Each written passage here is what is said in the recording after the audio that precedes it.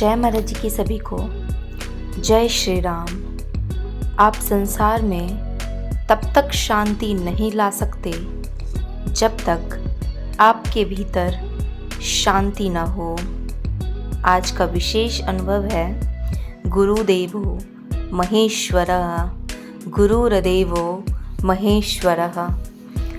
हमने अनेक बार इस पंक्ति का मुख से उच्चारण किया है। कई भक्त तो इसे प्रतिदिन गाते हैं, पर इसकी अनुभूति केवल एक ब्रह्मज्ञानी साधक ही कर सकता है। जिन्हें जीवन में पूर्ण सद्गुरु का सानिध्य प्राप्त हुआ है, केवल वे ही उनके इस दिव्य स्वरूप का दर्शन कर पाते हैं। गुरुदेव की कृपा से ऐसा ही अवसर एक दिवस मुझे भी प्राप्त हुआ। अपनी दिव्य अनुभूति में मैंने स्वयं को एक दिशा की ओर बढ़ते हुए देखा।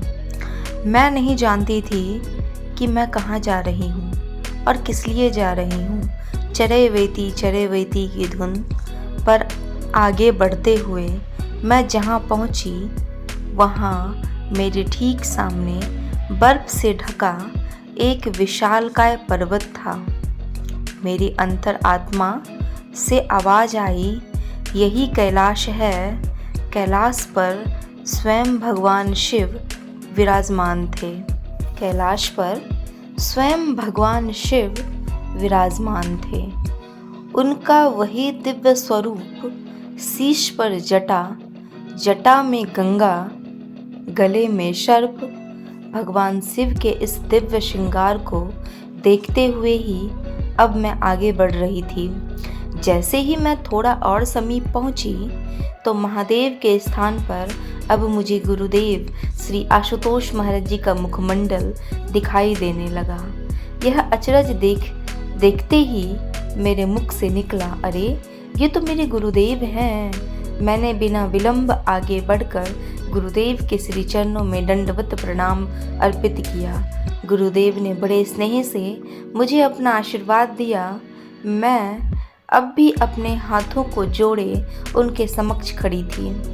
गुरुदेव मुझे समझाते हुए गंभीर वाणी में बोले, जब हम आशीर्वाद देते हैं या आशीर्वाद शब्द कहते हैं, जब हम आशीर्वाद देते हैं या आशीर्वाद शब्द कहते हैं, तो वह केवल एक कोरा शब्द नहीं होता।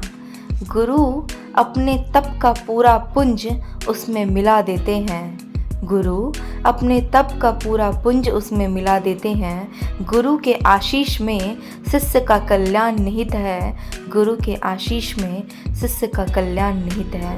और ऐसी ही दिव्य अनुभूति अगर आप लोगों के जीवन में भी घटे तो अपने अनुभूतियों को दिव्य ज्योति जागृति संस्थान अंतः अनुभूति हेल्पलाइन नंबर पे रजिस्टर जरूर कराएं, जरूर दर्ज कराएं और प्रत्येक दिन के आने वाले अनुभवों को जरूर पढ़ें, क्योंकि प्रत्येक दिन के आने वाले अनुभव को पढ़ने से हमें कुछ न कुछ नया सीखने को मिलता है और हम हमेशा एक्टिव रहते हैं। जय महाराज जी की सभी को।